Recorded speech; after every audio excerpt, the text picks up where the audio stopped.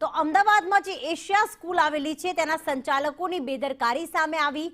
બ્લાસ્ટનો મેલ મળવા છતાં પણ ત્વરિત કોઈ જ કાર્યવાહી ન કરી। પોલીસને જાણ કરી અને બાળકોને સ્કૂલમાં બેસાડી રાખ્યા। ફાયર વિભાગે સ્કૂલમાંથી બાળકોને બહાર મોકલ્યા હતા। તો બેદરકારી અંગે ફાયરની ટીમ અધિકારીઓને રિપોર્ટ કરશે। તો સ્કૂલવાળાઓએ જાણ ન કરી સંચાલકોની બેદરકારી સામે આવી।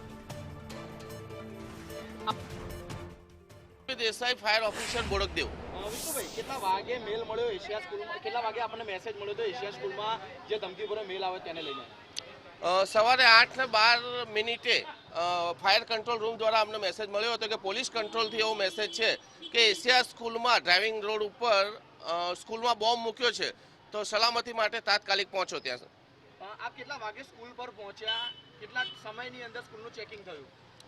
અમે બહુ ઝડપથી એટલે 8:12 કોલ મળ્યો હતો, 5 થી 7 મિનિટમાં અમે અહીંયા પહોંચી ગયા હતા। આવી તપાસ કરતા અહીંયા લોકોને કદાચ ખ્યાલ નહોતો અંદર શું છે, પણ અમે લોકો એમને જાણ કરી કે ભાઈ આવો એક મેસેજ છે, તો એમ કરી તમામ સ્કૂલના વિદ્યાર્થીઓ અને સ્ટાફને બહાર સલામત રીતે બહાર કાઢી લીધા હતા સુરક્ષા માટે। જ્યારે પહોંચ્યા ત્યારે સ્કૂલના બાળકો સ્કૂલની બહાર આવી ચૂક્યા હતા કે ગ્રાઉન્ડમાં હતા? શું સ્થિતિ હતી સ્કૂલની? અમે પહોંચ્યા ત્યારે સ્કૂલમાં જ હતા બાળકો।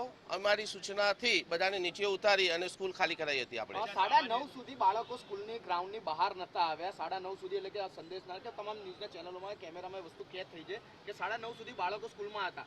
જો આ મેલ સાચો હોય તો કેટલું જોખમી હતું? સ્કૂલ સંચાલકોની બેદરકારી માની શકાય? અમે આવી તરત જ એ લોકોને બહાર કાઢવા માટે સૂચના આપી દીધી હતી। પોલીસ પણ હાજર હતી। પોલીસની હાજરીમાં આપણે જેટલું બને એટલું ઝડપથી લોકોને બહાર કાઢવા માટે પ્રયત્નો કર્યા હતા। 1 કલાક જેટલો સમય લાગવો એ ખરેખર કેટલી બેદરકારી કહી શકાય કે 1 કલાક સુધી બાળકો મેલ મળ્યા પછી પણ સ્કૂલમાં હતા? મેલ એ લોકોને સ્કૂલવાળાને મળ્યો કે નથી મળ્યો એ અમે જાણતા નથી, પરંતુ અમને જ્યારે ફાયર કોલ મળ્યો ત્યાંથી કંટ્રોલથી, એટલે અમે ઝડપથી આવી અને સ્કૂલ પ્રશાસનને જાણ કરી હતી અને લોકોને બધાને બહાર કાઢ્યા હતા।